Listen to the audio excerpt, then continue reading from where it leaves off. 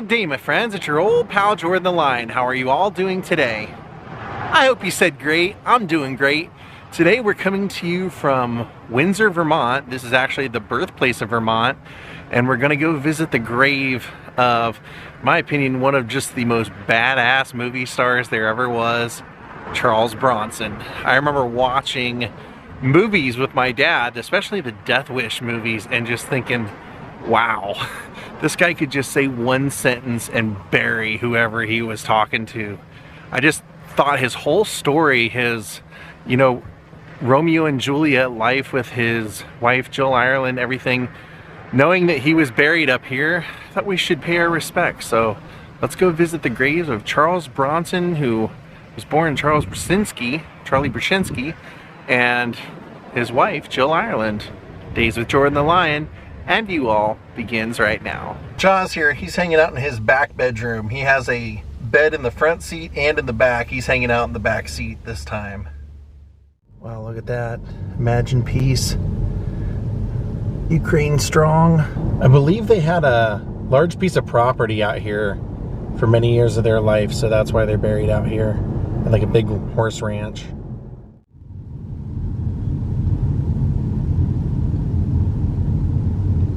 And just to the left up here is the cemetery. All these beautiful American flags. It's been labeled on Google Maps and it looks like it's all the way, here's the road that we came in on. It looks like it's all the way right in the kind of the front corner by the tree line over here. I'm thinking it's probably this big one.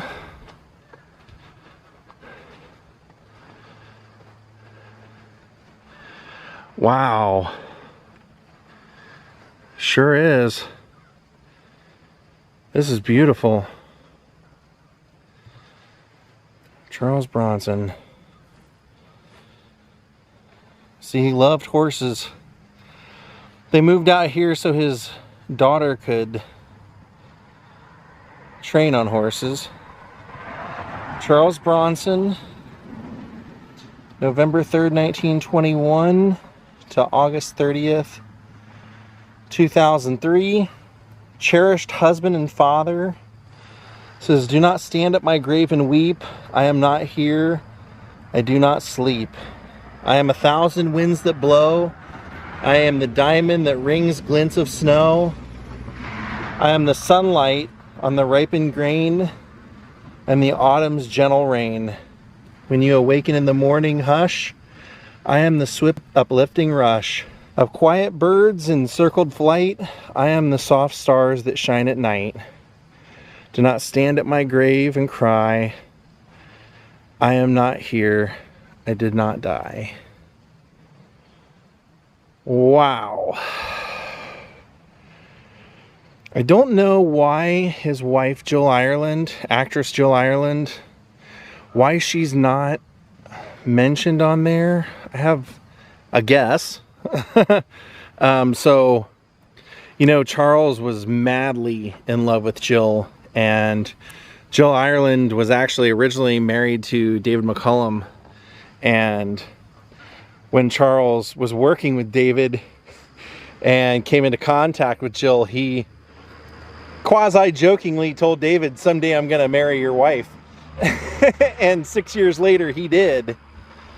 So wow. Yeah, so when she eventually ended up getting cancer, and he quit acting to take care of her for 6 years. They battled her cancer. She went through chemotherapy, and they would think that they had it taken care of, and then it came back, and she just battled so hard that when she passed away, her wishes were that she be cremated and given to Charles. So I know when he passed away, he had her ashes put inside his casket and buried with him.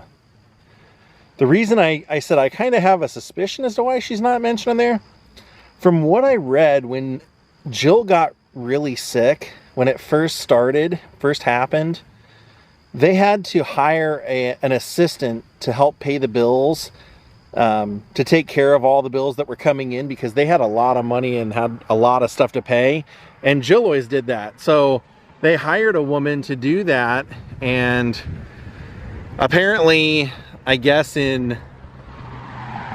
well, Jill passed away in 1994.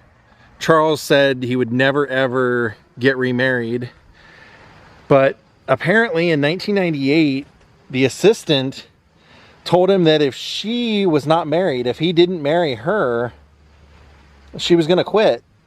And so, him being kind of older, I guess he felt like he had to. He married her, and then a year later he started showing signs of Alzheimer's. And I believe she took care of him all the way till the end. That was discovered in 1998, but he passed away in 2003. But I had read that after having it for a year or two, he was so taken over by Alzheimer's. He didn't know his history. He didn't know that he was the famous Charles Bronson. He didn't know anything about that anymore. It's really sad what that disease does to people. Charles Bronson was a true success story in every sense of the word. You know, he came from a very poor Lithuanian family. They were Lithuanian immigrants, and his father was a miner in Pennsylvania, and they had 15 children. He was number 11 of 15, and the father really just didn't make that much money. So the kids, when they were growing up, they would have to get jobs and help out. And he had one brother that died while Charles was a teenager. His father ended up passing away when he was 10 years old, when Charles was 10 years old. So Charles was in school, and he was a great artist. That was the one thing that he definitely excelled at, but he didn't really care about friends. He really was dedicated to his family. So at the age of 16, he got a job working in the mines, just like his brother was doing, just like his father. Growing up, the family was so poor that it was said when Charles would get home from school, he would have to give his socks to his older brother to go wear those to work in the mine. And so Charles did graduate. He was the first to graduate in his family, but like I said, went and worked in the mine from the age 16 to 20 and ended up quitting because he developed a massive issue with claustrophobia. So he got random jobs just to get by and really had no idea what he was going to do. And then he got drafted during World War II. And originally he was a truck driver in Kingman, Arizona, and then he became a gunner on the airplanes and ended up receiving a Purple Heart for a wound that he received being shot by a Japanese fighter pilot. So when he came out, he didn't know what he wanted to do, but he didn't want to be a miner. So he ended up going to Atlantic City and was like renting out lawn chairs on the beach, and through Atlantic City all these stage performers would come through. And he was drawing something one day, and one of them saw it and said, hey, you should get into building sets and painting sets and doing set design. So they helped him get a job in Philadelphia doing that, and while he was there, he found out how much money the actors made, decided he wanted to be an actor. So he started auditioning, got into a play, and met his first wife, Harriet. And Harriet was, I believe she was 18 when they got married, and he was 26. But they fell in love, were together for 2 years, and then got married and decided that they wanted to try and both become actors in Hollywood. So they packed up, moved out to Hollywood, and made an agreement that she would work while he tried to make it as an actor. And then once he made it, she would get to quit her job, and then she would act as well. And so he used his GI Bill to go out to Hollywood. Got started at the Pasadena Playhouse, like a lot of really famous people, like William Holden got started there, and got discovered by a teacher there that put him in touch with a director, and he started making movies. He started getting bit parts. One of my favorite of those bit parts was early on, he was Professor Henry Jared's assistant, Igor, with Vincent Price in The House of Wax. He is buff. If you go watch that, he was still Charlie Brzezinski then. He was ripped. I mean, he was like Schwarzenegger for his day. His arms were massive. He also, because of that look, he was in a boxing movie called The Knockout with Gene Autry. Yeah, but that ain't fair. He's just learning.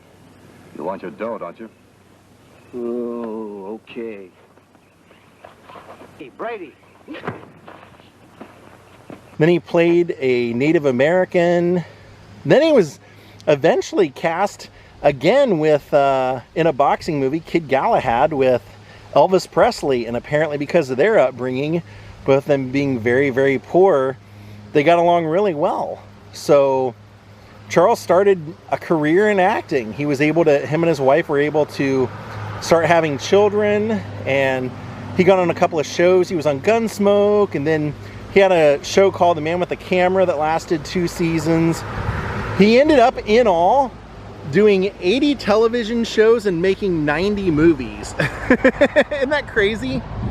Including The Great Escape and The Magnificent Seven. In The Great Escape, his character, just like him, had fear of claustrophobia that he was able to put into that character. Oh, man. He once said he didn't care about friends. He didn't need friends. His family was really all that mattered. So, not too surprising that his wife Jill, when she got cancer, that would become his life. Now, apparently what happened was that in 1965, his wife had some suspicions that he was cheating on her. And so she hired a private detective. And Harriet found out that yes, he was having infidelities, basically. And so she told him she wanted a divorce. And he actually tried to stop her. Said, no, we can work through this. But she said, no, can't work through you being in love with someone else. She knew that he was in love with Jill Ireland. And even though Charles and Jill didn't get together for at least get married for another 6 years, it was sad to say that, for Harriet anyway, it was said in her book that, when Charles and Jill got together, every time he would make a movie, they'd be in it together. They made 14 movies together. Some years, all the movies that Charles was in was with Jill Ireland, even like The Mechanic and Death Wish 2 and all that stuff. But Harriet really loved him, and it killed her to have to divorce him. And she said that for a long time, she just walked around in just a complete mental breakdown. Said that every time she would see them in a movie or even see Jill Ireland's picture on TV, she would just think to herself, that was supposed to be me. He promised me. He promised me that he would do that. She did eventually end up having her own career on the radio. Really successful career, but yeah, it was sad. So Charles is buried out here. He and Jill together forever. And sadly, like I said, when he ended up passing away, it was complications. It was pneumonia through complications with lung cancer because he was a smoker, as well as his Alzheimer's. But he had 2 kids with his first wife. Then he and Jill had 5. And then they had, I believe, 1 or 2 friends that ended up passing away that didn't have anyone to take their kids. So Charles and Jill adopted them as well and gave them a great life.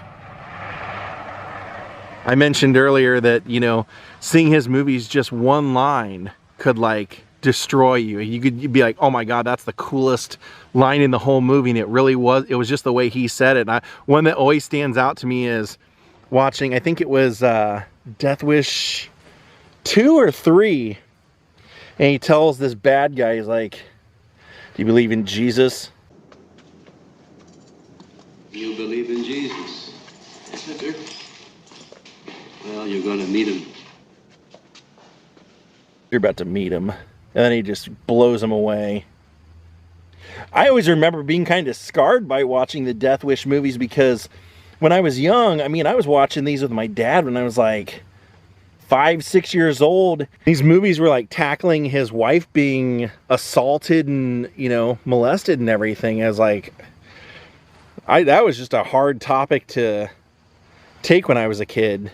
So you might be wondering the $1 million question. What's with the name? Why did he change his name? Why did he go from Charles Bushinsky, or as Vincent Price called him in interviews, Charlie Bushinsky, to Charles Bronson? Well, there's two suspected stories. One is that a studio executive told him that his name was too long to put on a marquee and that it didn't look good on a marquee, that he should come up with something a little bit more American sounding, and that this happened at Paramount Studios, so he was one of the cross streets literally right outside of Paramount is Bronson, so he chose Bronson. The other story, the one that sounds probably the most likely, actually both of them sound pretty believable.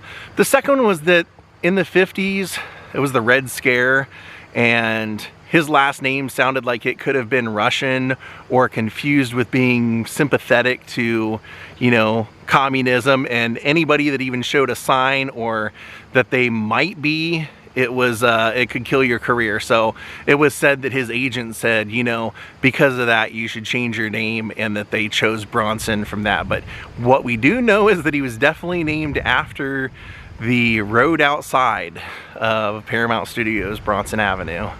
And like I said, he's buried up here because even though he had property in Malibu, which I believe is where Jill passed away, and I think he did too, they had a big ranch up here, and Jill said that was the place that she was most truly happy, so they were both buried here. So he was buried and has Jill's ashes with him. I barely, you know, even glazed over his entire massive, amazing career, but if you've never seen Charles Bronson, or if you have, you know how good he is. Go watch some Charles Bronson. They don't make him like that anymore. This guy was one in a million.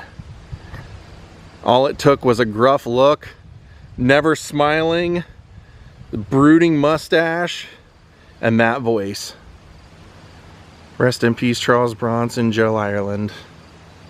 Thank you all for watching. From West Windsor, Vermont, have a good night and goodbye.